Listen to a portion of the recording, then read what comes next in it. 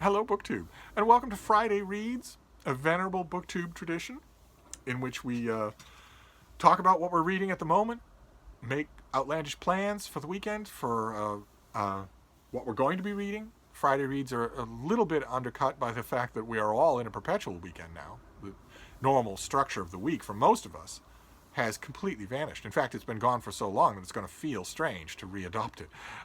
But nevertheless, Friday Reads as a tradition persists, and I have a bunch of books I want to show you. The first three are rereads. I'm doing a lot of rereading and having a great deal of fun doing that. And the first of those rereads is connected with a major BookTube event, Marsathon. And calling it a reread at this point is the understatement of the century. This is the Gods of Mars. This is the Science Fiction Book Club edition with the Frank Frazetta cover. And this, myself and a group of other booktubers are reading all of the Edgar Rice Burroughs Barsoom books, one a month, until we run out of purple prose. and Gods of Mars is the second John Carter of Mars novel, and it's the one we're reading next. And I've been lovingly rereading it all month, and I will do a bunch more. I'm trying to stop myself from going on to Warlord of Mars. I just want to read the second one, The Gods of Mars. These old Science Fiction Book Club editions are my favorite John Carter of Mars volumes, with only one exception. All of them have Frank Frazetta artwork, covers, and also spot illustrations, quite a few of them. This one, I think, has spot illustrations. But there's one volume in this series. Look at that. There's John Carter. There's one volume in this series where the cover is not by Frank Frazetta, and it's never appealed to me, but I'll make do. That is one reread that I'm doing, is Gods of Mars, which I'm taking my sweet time with.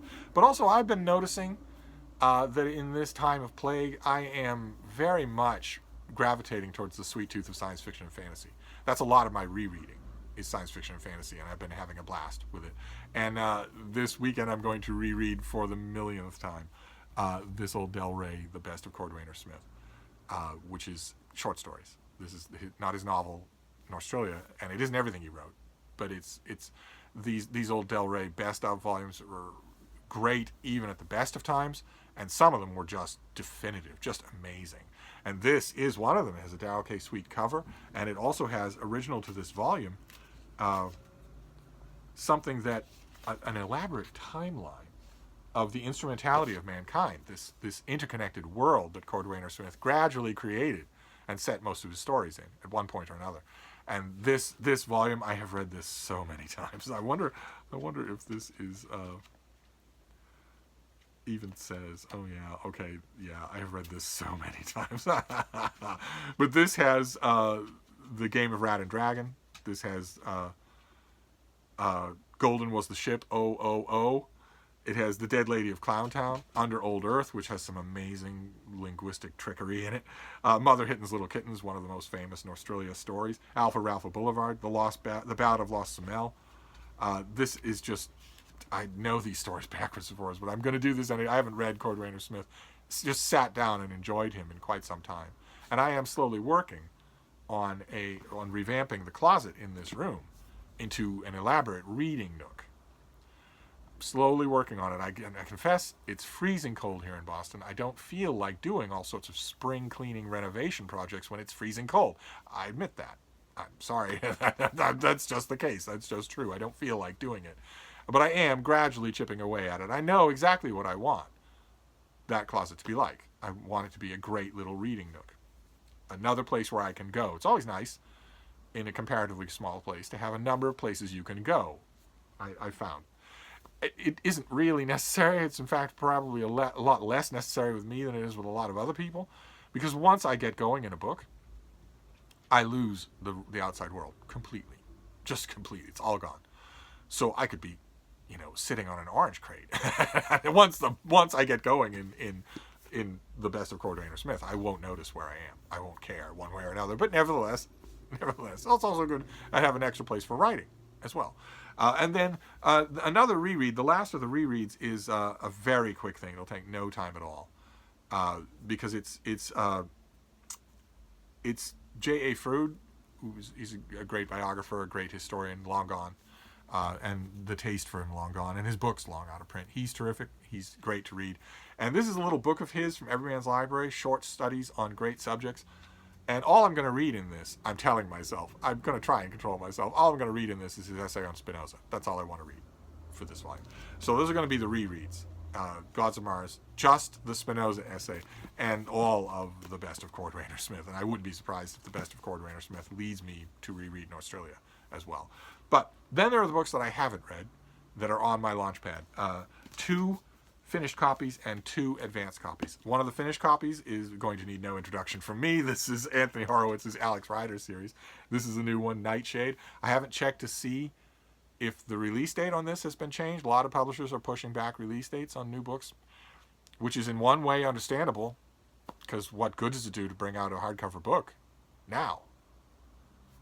What good does it do to do that? There's no one at your shipping and receiving to mail it out. There's no one at any bookstore to receive it. And there are no customers. The bookstores aren't open. So, why would you do that? So on one level, I understand why you would push back the publication date. On another level, I'm not the only one to point this out, but one particular person has pointed this out in far greater eloquence than I can bring to bear on the subject. But on one other level, it's a little disappointing that major publishers aren't using this unprecedented historical thing, change in the way we all live, the change in the way we all consume, to maybe rethink and embrace their electronic book program, to maybe invigorate that and make the best of a bad situation. I'm not 100% sure that I understand or agree with every aspect of pushing back publication dates, but nevertheless, I'm not 100% sure that this is coming out in April. We'll have to see. Same thing with this next one, which I saw on this. We showed it on this channel a little bit ago. This is The Florios of Sicily by Stefania Auci, and it is translated by Catherine Gregor. And it's a very nice volume. It's a historical saga, generational saga about one family that comes to Sicily with only the clothes on their back and rises to prominence. And all the ways that they do that. And I had the advanced copy of this, dipped my toe in a little, but I want to read the finished copy with really close attention. And this is a perfect example. The release date on the pub sheet here is the 21st of April. But that has come and gone, and why would you want to bring out a book on the 21st of April? Why would you want to do that? So I don't know. I just a grain of salt. If any of these are of interest to you, you should check the pub dates on them yourself. And then the next 2, I believe we've seen them both on this channel, but I haven't dug into them yet, not in great detail. The first one, this one here in my hand, I want to give an enormous amount of attention to because I think it's really important. The chunk that I read was brilliant. This is Dan Gretton. This is I, You, We, Them, Volume 1, Walking into the World of the Desk Killer. Now the pub date on this is May the 5th. Again, I have no idea if that will actually turn out to be true. But this is a big study of killing that's not done by hand. Actually, can I read you a bit of it? Maybe sprawling and illuminating. Dan Gretton's I, You, We, Them is an unprecedented study of perpetrators of crimes against humanity, the desk killers, who ordered and directed some of the worst atrocities of the last century. From Albert Speer's Nazi complicity to Royal Dutch Shell's role in the murder of the Nigerian activists, Gretton probes the depths of the figures who, by giving orders, uses paper or a phone or a computer to kill instead of a gun. Over the past 20 years, the author has interviewed survivors and perpetrators and pored over archives and thousands of pages of testimony. But I, You, We, Them is as much about understanding the psychology of desk killers as it is about the journey Gretton took to do so.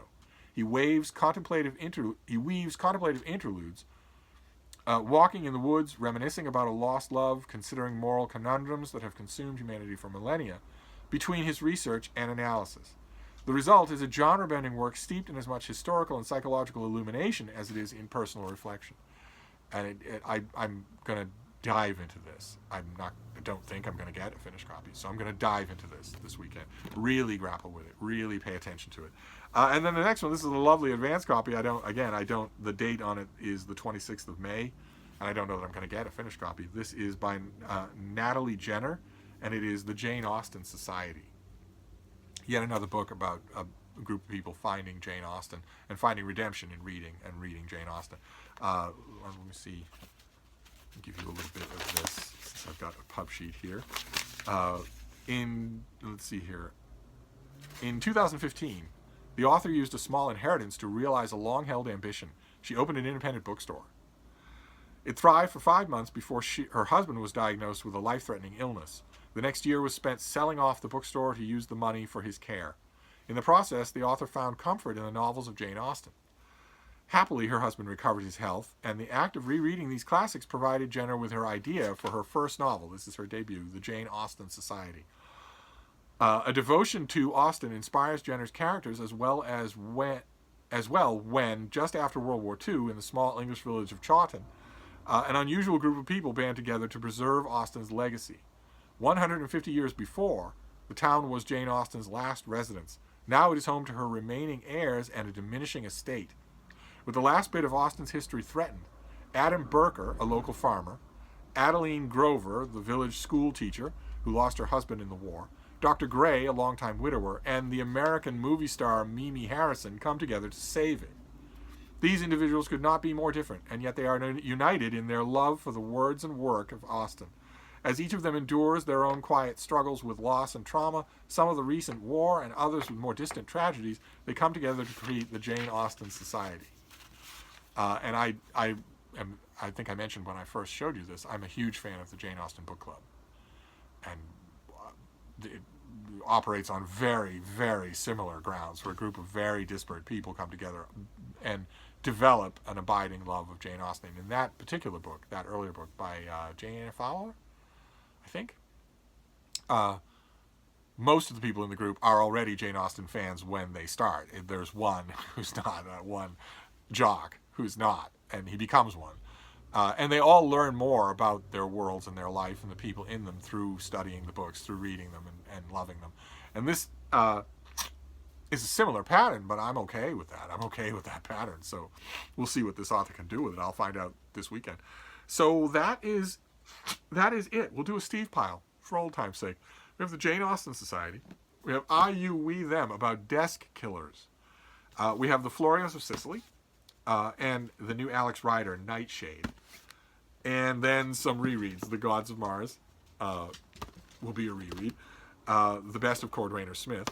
And A.J. Froude, or J.A. Froude, just the essay on Spinoza. I don't want to read any of the rest of it. I've got plenty of other stuff to read. But anyway, I just thought you might be interested in Friday Reads. And of course, with all Friday Reads, I'm interested in what you're doing as well. Friday Reads, I'm curious to know, in addition, because I'm kind of nosy, whether or not your days are blurring together. Mine have always had a tendency to blur together. Now, and it's hopeless, absolutely hopeless. I never have any idea what day of the week it is anymore. There are no signposts anymore, no way to tell. In the old days, last year, I at least could intuit when it was a Sunday because I wasn't getting any mail, but I'm not getting any mail anyway. So, and the work obligations are all gone. There's no workplaces that are open. So I'm curious if you're experiencing the same thing. But tell me about the books. At least we all have books. Tell me about the books that are filling your life at the moment. But anyway, I'm going to wrap this up. But I'll be back. Thank you, BookTube.